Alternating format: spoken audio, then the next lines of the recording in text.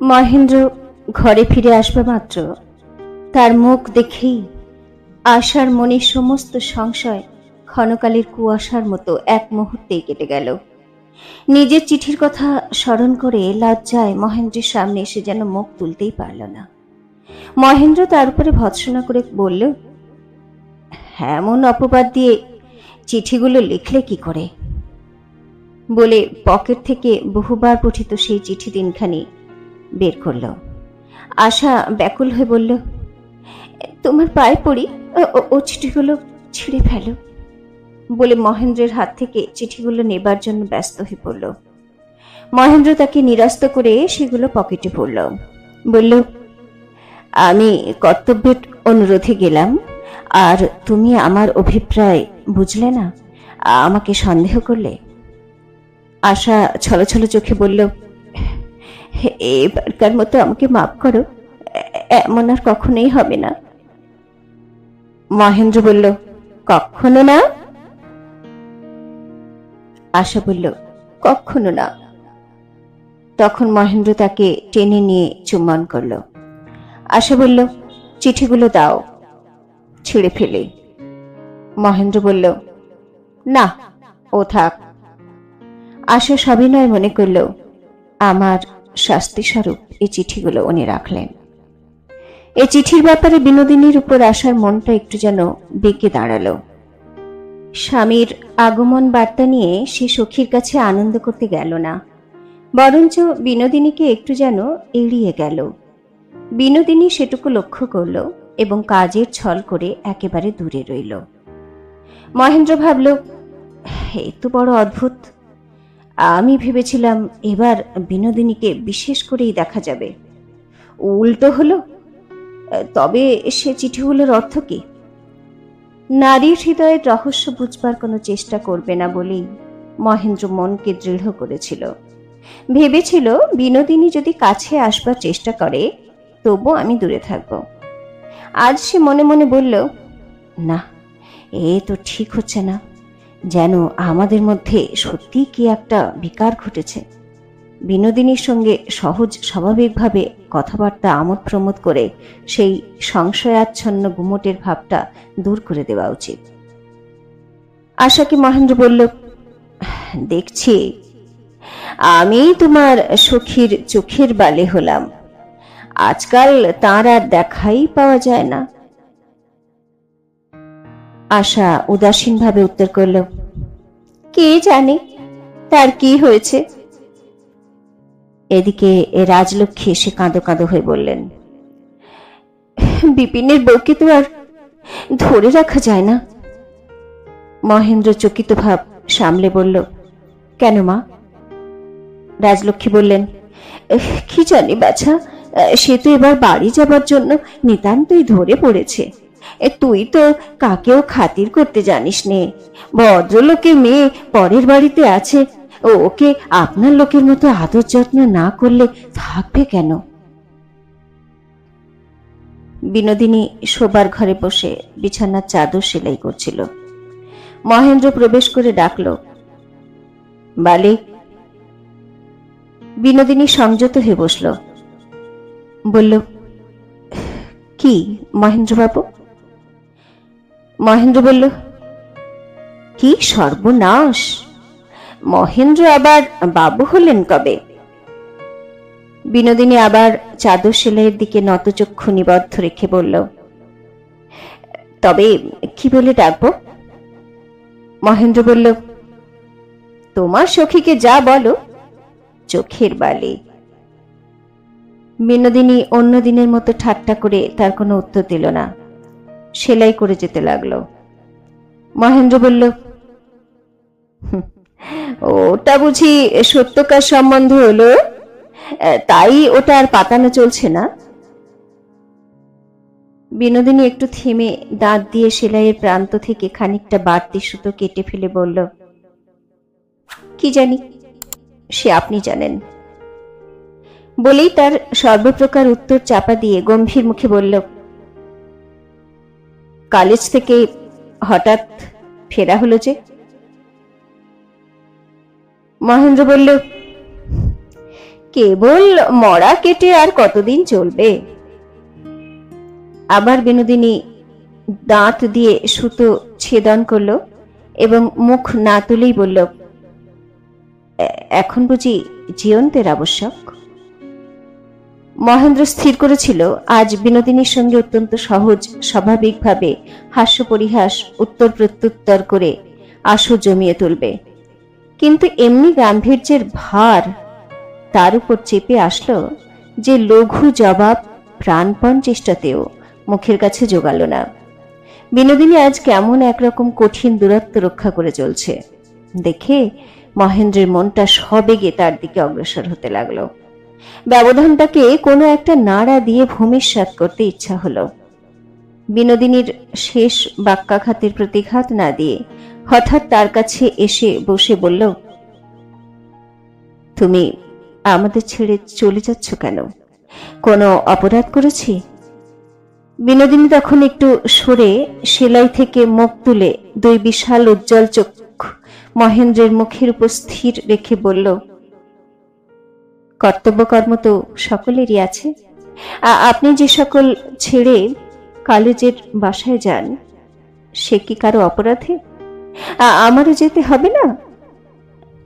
আমারও কর্তব্য নেই? মহেন্দ্র ভালো উত্তর অনেক ভেবে খুঁজে পেল না। কিছুক্ষণ থেমে জিজ্ঞাসা করল, তোমার এমন কি কর্তব্য যে না গেলেই নয়?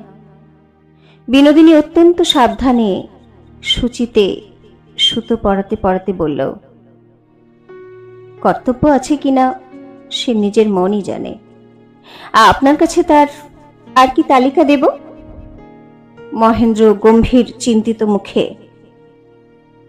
জানালার বাইরে একটা সুদূর নারকেল গাছের মাথার দিকে চেয়ে অনেকক্ষণ চুপ করে বসে রইল। বিনোদিনী নিঃশব্দে সেলাই করে যেতে লাগল। ঘরে ছুঁচটি পড়লে শব্দ শোনা যায়, এমনি হলো। অনেকক্ষণ পরে মহেন্দ্র হঠাৎ কথা বলল। অকস্মাৎ নিস্তব্ধতা ভঙ্গে বিনোদিনী চমকে উঠল।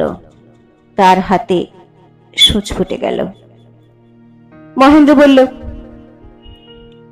তোমাকে কোনো অনুনয় বিনয়েই রাখা যাবে না? বিনোদিনী তার আহত আঙুল থেকে রক্তবিন্দু শুষে নিয়ে বলল, কিসের জন্য এত অনুনয় বিনয়? আমি থাকলেই বা কি, আর না থাকলেই বা কি? আপনার তাতে কি আসে যায়? বলতে বলতে গলাটা যেন ভারী হয়ে এলো। বিনোদিনী অত্যন্ত মাথা নিচু করে সেলাইয়ের প্রতি একান্ত মনোনিবেশ করল। মনে হলো হয়তোবা তার নতনেত্রের পল্লব প্রান্তে একটুখানি জলের রেখা দেখা দিয়েছে। মাঘের অপরাহ্ন তখন সন্ধ্যার অন্ধকারে মিলাবার উপক্রম করছিল। মহেন্দ্র মুহূর্তের মধ্যে বিনোদিনীর হাত চেপে ধরে রুদ্ধ সজল স্বরে বলল, যদি তাতে আমার আসে যায় তবে তুমি থাকবে? বিনোদিনী তাড়াতাড়ি হাত ছাড়িয়ে নিয়ে সরে বসল। মহেন্দ্রের চমক ভেঙে গেল। নিজের শেষ কথাটা ভীষণ ব্যঙ্গের মতো তার নিজের কানে বারংবার প্রতিধ্বনিত হতে লাগল। অপরাধী জিহ্বাকে মহেন্দ্র দন্ত দ্বারা দংশন করল। তারপর থেকে রসনা নির্বাক হয়ে রইল। এমন সময় এই নৈঃশব্দ পরিপূর্ণ ঘরের মধ্যে আশা প্রবেশ করল। বিনোদিনী তৎক্ষণাৎ যেন পূর্ব কথোপকথনের অনুবৃত্তি স্বরূপে হেসে মহেন্দ্রকে বলে উঠল, আমার গুমর তোমরা যখন এত বাড়ালে তখন আমারও কর্তব্য তোমাদের একটা কথা রাখা। যতক্ষণ না বিদায় দেবে ততক্ষণ রইলাম। আশা স্বামীর কৃতকার্যতায় উৎফুল্ল হয়ে উঠে সখীকে আলিঙ্গন করে ধরল। বলল, তবে এই কথা রইল? তাহলে 3 সত্যি করো, যতক্ষণ না বিদায় দেব ততক্ষণ থাকবে থাকবে থাকবে। বিনোদিনী 3 বার স্বীকার করল। আশা বলল, ভাই চোখের বালি, সেই যদি রইলেই, তবে এত করে সাধালে কেন? শেষকালে আমার স্বামীর কাছে তো হার মানতে হলো। বিনোদিনী হেসে বলল, ঠাকুরপো, আমি হার মেনেছি না তোমাকে হার মানিয়েছি? মহেন্দ্র এতক্ষণ স্তম্ভিত হয়েছিল। মনে হচ্ছিল তার অপরাধে যেন সমস্ত ঘর ভরে রয়েছে, লাঞ্ছনা যেন তার সর্বাঙ্গ পরিবেষ্টন করে। আশার সঙ্গে কেমন করে সে প্রসন্ন মুখে স্বাভাবিকভাবে কথা বলবে, এক মুহূর্তের মধ্যে কেমন করে সে আপনার বিভৎস অসংযমকে সহাস্য জটিলতায় পরিণত করবে, এই পৈশাচিক ইন্দ্রজাল তার আয়ত্তের বহির্ভূত ছিল। সে গম্ভীর মুখে বলল, আমারই তো হার হয়েছে, বলেই ঘর থেকে বের হয়ে গেল। অনতিকাল পরেই আবার মহেন্দ্র ঘরের মধ্যে ঢুকে বিনোদিনীকে বলল, আমাকে মাফ করো। বিনোদিনী বলল, অপরাধ কি করেছ ঠাকুরপো? মহেন্দ্র বলল, তোমাকে জোর করে এখানে ধরে রাখবার অধিকার আমাদের নেই।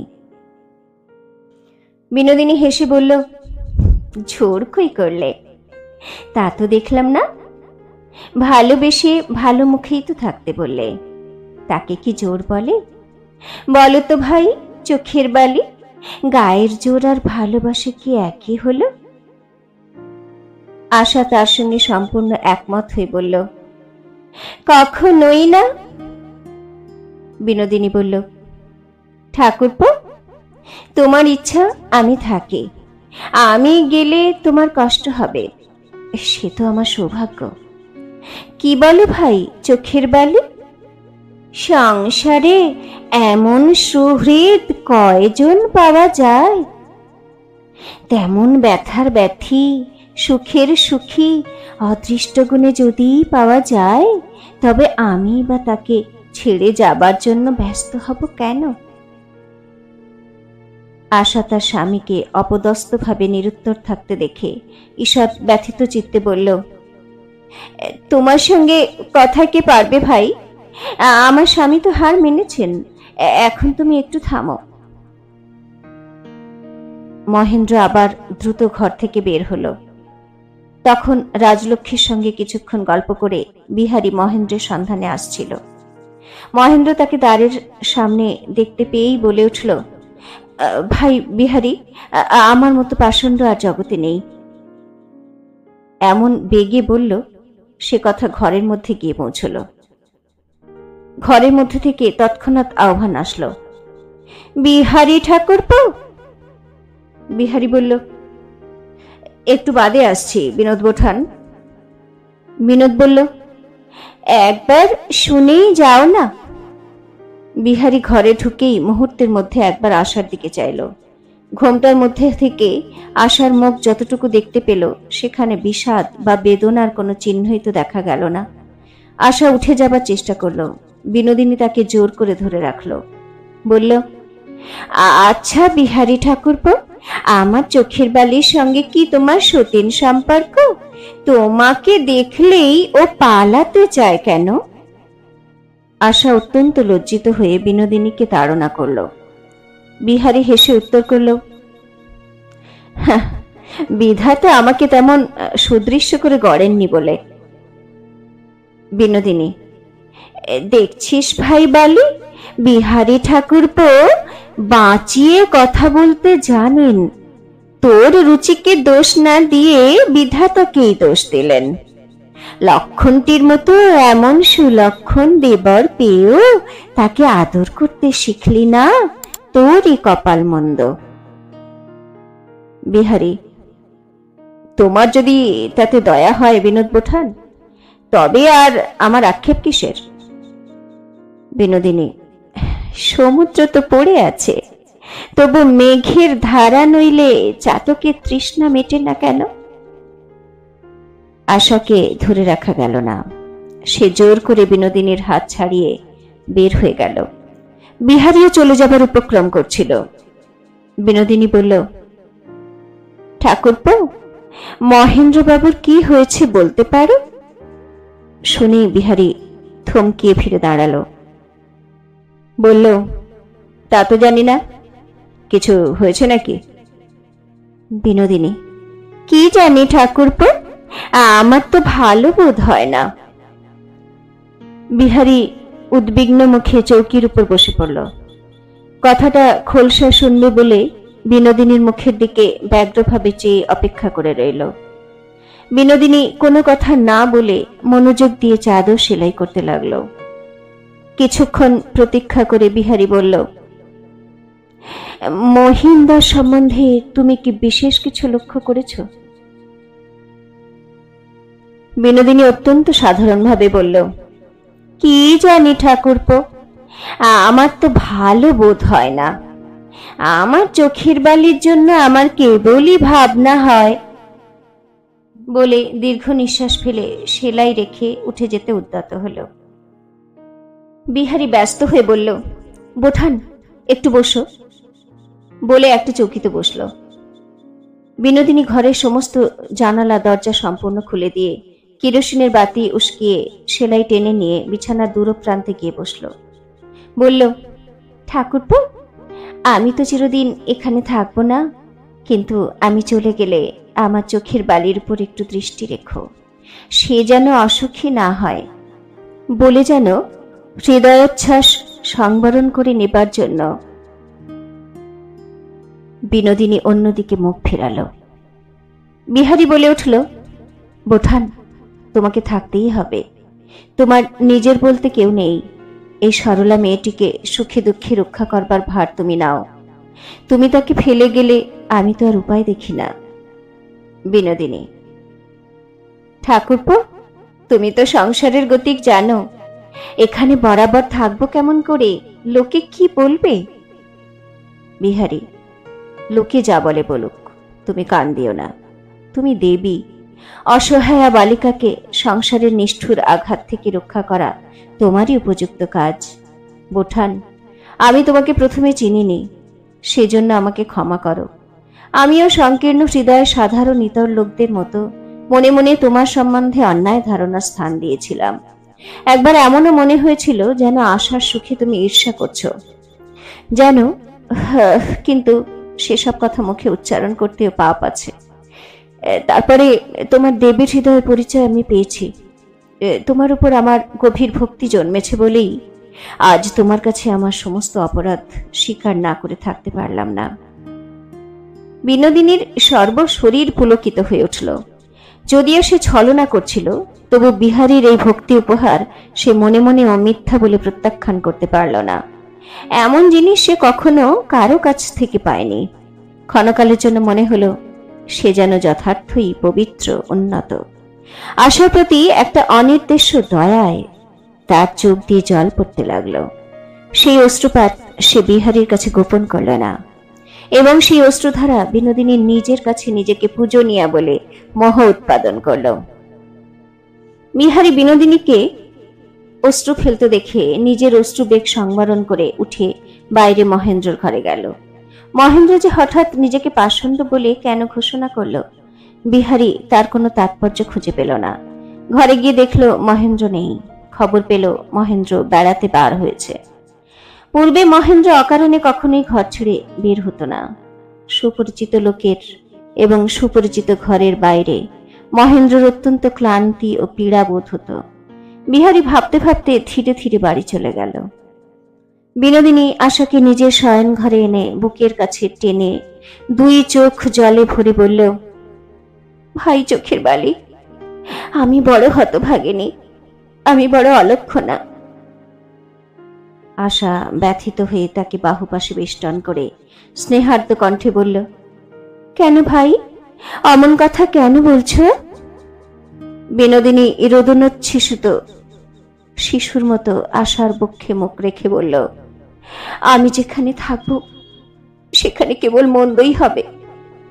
দে ভাই, আমাকে ছেড়ে দে, আমি আমার জঙ্গলের মধ্যে চলে যাই। আশা চিবুকে হাত দিয়ে বিনোদিনীর মুখ তুলে ধরে বলল, লক্ষ্মীটি ভাই, অমন কথা বলিস নে। তোকে ছেড়ে আমি থাকতে পারবো না। আমাকে ছেড়ে যাবার কথা কেন আজ তোর মনে এলো? মহেন্দ্র দেখা না পেয়ে বিহারী কোনো একটা ছুতোয় পুনর্বার বিনোদিনীর ঘরে এসে মহেন্দ্র আশার মধ্যবর্তী আশঙ্কার কথাটা আর একটু স্পষ্ট করে শুনবার জন্য উপস্থিত হল। মহেন্দ্রকে পরদিন সকালে তাদের বাড়ি খেতে যেতে বলবার জন্য বিনোদিনীকে অনুরোধ করবার উপলক্ষ নিয়ে সে উপস্থিত হলো। বিনোদ বোঠান বলে ডেকেই হঠাৎ কেরোসিনের উজ্জ্বল আলোকে বাইরে থেকে আলিঙ্গনবদ্ধ শাস্ত্রনেত্র দুই সখীকে দেখেই থমকে দাঁড়ালো। আশার হঠাৎ মনে হলো নিশ্চয় বিহারী তার চোখের বালিকে কোনো অন্যায় নিন্দা করে কিছু বলেছে, তাই সে আজ এমন করে চলে যাবার কথা তুলেছে। বিহারী বাবুর ভারী অন্যায়, ওর মন ভালো নয়। আশা বিরক্ত হয়ে বের হয়ে এলো। বিহারীও বিনোদিনীর প্রতি ভক্তির মাত্রা চড়িয়ে বিগলিত হৃদয়ে দ্রুত প্রস্থান করল।